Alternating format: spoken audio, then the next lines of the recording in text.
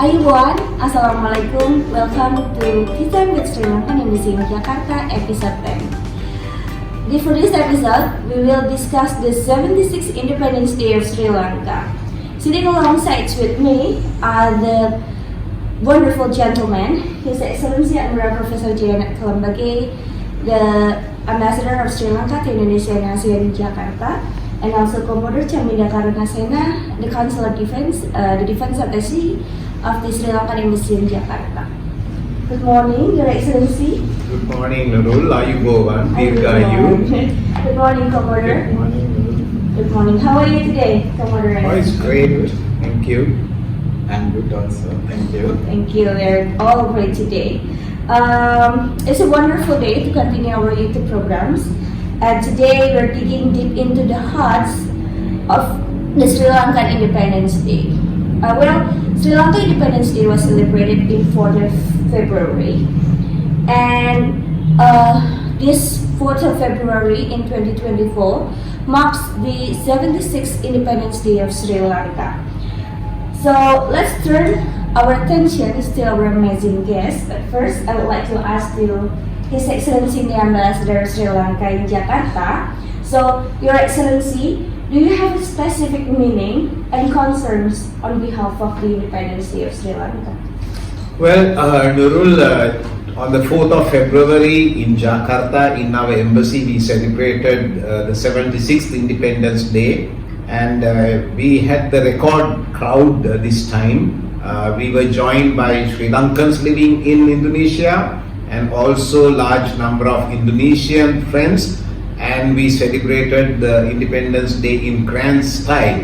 And as you asked me, the 76 years after independence, because Sri Lanka was under the colonial masters for nearly 354 years, and finally we were under the British for 133 years, and now 76 years after gaining independence as an independent sovereign state, it is really important that we look back and see the progress of our country, whether we have done well or not. But in some areas we have done well, in some areas I think we have not done well. So this is basically the time for reflection, to see how much we have done and how well we have done, and to make necessary course corrections for the next years to come. So this is the importance of our Independence Day. It comes at a critical time because in 2022 we were really down economically, but we bounced back in 2024 or 2023 and 2024. So this is the time to reflect on our journey for 76 years and make our progress to the future. Thank you, Ambassadors. As you say, for the progress of the independence of Sri Lanka since Sri Lanka become the sovereign state. For your personal point of view, how has Sri Lanka progressed from the independence era to the present, especially in the foreign policy sector, and of course, the relations between Sri Lanka and Indonesia? You know, Sri Lanka actually took the lead role in the beginning, in the 1950s. I mean, if you know the famous Bandung Conference, which actually gave rise to the non-alignment movement in 1961, it was pioneered by Sri Lanka, Indonesia, Myanmar, India and Pakistan. And the first meeting of those five leaders were held in Colombo, Sri Lanka. Second meeting in Bogor, and then 1956 the final meeting in Bandung. So we have taken the leadership as part of the non-alignment movement. Now even today Sri Lanka is trying their very best to maintain the non-aligned but active neutral foreign policy, and I think it's same with the foreign policy of Indonesia, right? Because this is a very competitive geopolitical global world that we live in, and countries are forced to choose between one superpower against the other, but we can't do that. We have to remain neutral, we have to remain non-aligned, but we have to be active in the international arena. So Sri Lanka has, of course, in the 1971, Sri Lanka proposed that the Indian Ocean should be a zone of peace. Now, nearly 55 years later, in 2024, we wish the same, the Indian Ocean to be a zone of peace. Because the competition, the militarization, arms race is now taking place in the Indian Ocean very badly. So we need to work together, especially with countries like Indonesia, because Indonesia plays a critical role in ASEAN as the biggest country in ASEAN with the maximum population. So we need to work together in having a firm understanding of the global situation and to raise our voice as a unified voice in world matters, of course, including climate action now. Right. Thank you very much, Your Excellency, for the explanations. As we know, like Sri Lanka, just like Indonesia, we need to maintain our neutrality towards the international geopolitical situations. Now, let's move into our guest, special guest here, Commodore Chaminda. Commodore, what do you think about the 76th independence of Sri Lanka, for your personal point of view and as a defense attaché at the Embassy of Sri Lanka? Thank you, Nurul. Just like His Excellency the Ambassador mentioned right now, Sri Lanka celebrates independence on 4th February. The day is marked by various activities like flag hoisting ceremonies, parades, cultural performances, religious observances, and speech by His Excellency the President. And also, it is a national holiday, and it is an occasion to honor and commemorate the national heroes and those who sacrificed their lives in the struggle for freedom and achievements of the nation. Right. I believe to maintain its stability, security, and of course the sovereignty of Sri Lanka as a, as the independent states, defense is a crucial sector. And I would like to know how Sri Lanka, as a country, develop its defense, like the military doctrines that Sri Lanka has, and the military relations towards the world, especially between Sri Lanka and Indonesia in defense sectors. Well, Nurul, like most of other countries, defense, military doctrine and policies are focused on ensuring the national security, territorial integrity, and maintaining a sizable and capable defense force to face any internal or external threat. And it also highlights, the policies also highlights the importance of maintaining defense force, modernization, training, and intelligence gathering. And when we talk about the Indonesian and Sri Lankan relations, we have a cordial relationship with Indonesia, especially in the sector of defense.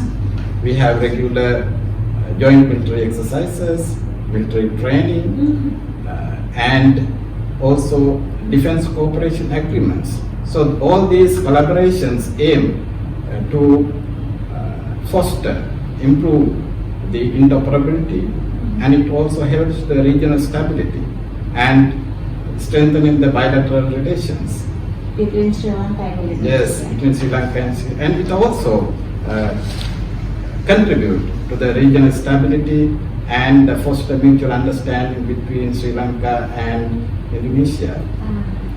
Thank you very much, Commodore and Your Excellency the Ambassador, for the explanations. Now I would like to invite Commodore and His Excellency for the tea, because we've been talking about the Independence Day and what's the meaning of the independence itself from Commodores and also His Excellency the Ambassadors. Now let's just try the Sri Lankan black tea. It's one of the famous tea, or the best actually, the best black tea in the world. Cheers. Thank you, Nurul. Thank you very much. Thank you.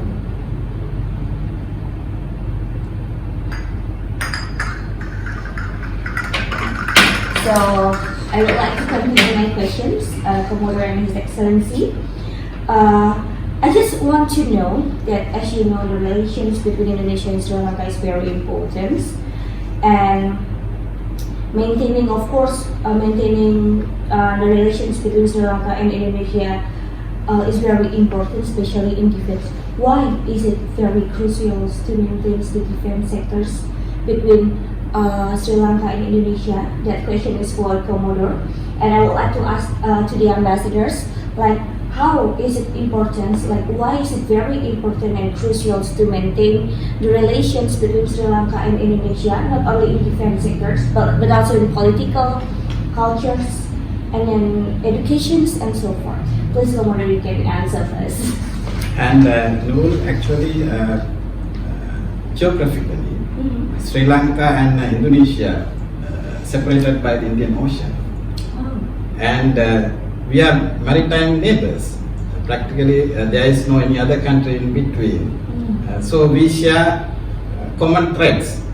So it is very much important that we have the good military relations, especially in the maritime domain, to face the threats. And it's also important not only for the Sri Lanka but for the entire region. Having the good military relationship between two countries. Okay, thank you, Commodore. That is how important it is to maintain the relations in defense sectors between Sri Lanka and Indonesia. And I would like to move to the ambassadors. His Excellency, Your Excellency, how is it important to maintain not only the defense sectors but also in economic, political, and so forth, all sectorals between Indonesia and Sri Lanka? You know, Sri Lanka has a new or renewed focus of Look East policy for economic integration, focusing ASEAN region, Southeast Asian region, and especially our neighbor, as Commodore mentioned, Indonesia.